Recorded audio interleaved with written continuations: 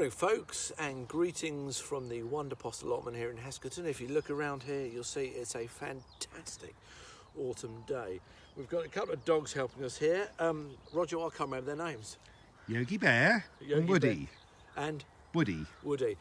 And normally in the background we have Ant and Dec, Roger's goats, but they're not here today. They're still asleep. Anyway, enough of me talking about Roger's menagerie. I'm here to talk to you about garlic. I bought some garlic cloves from my local garden centre, some garlic bulbs from my local garden centre, a variety called Cristo. I've separated those bulbs into cloves and we're going to plant them now in the Wonder Post allotment.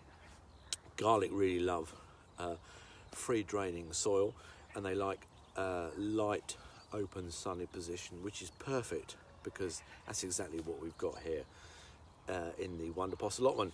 And as we've talked about before, half of it has been prepared with Wonder Post soil improver, the other half without. So we're going to show you the difference Wonder Post soil improver will make to garlic. So very simple. I've prepped the soil, dug it over lightly. I've put my line in here, and I've got my garlic cloves. All I'm going to do is just plant them inch deep, just like that, and I'm going to put them about 5 to 6 inches apart, very simply, just like that, inch deep, 5 to 6 inches apart, and I'm using this blade of the trowel to measure, and it's as simple as that. Firm them in a bit and happy days, job done. I could use a dibber if you like. Here we go, this is a potato dibber.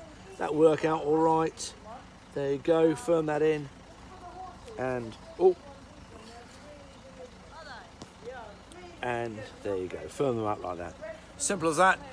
These are going to be ready in midsummer when the leaves start dying down. We're going to harvest them, and we're going to be doing some fantastic cooking with garlic.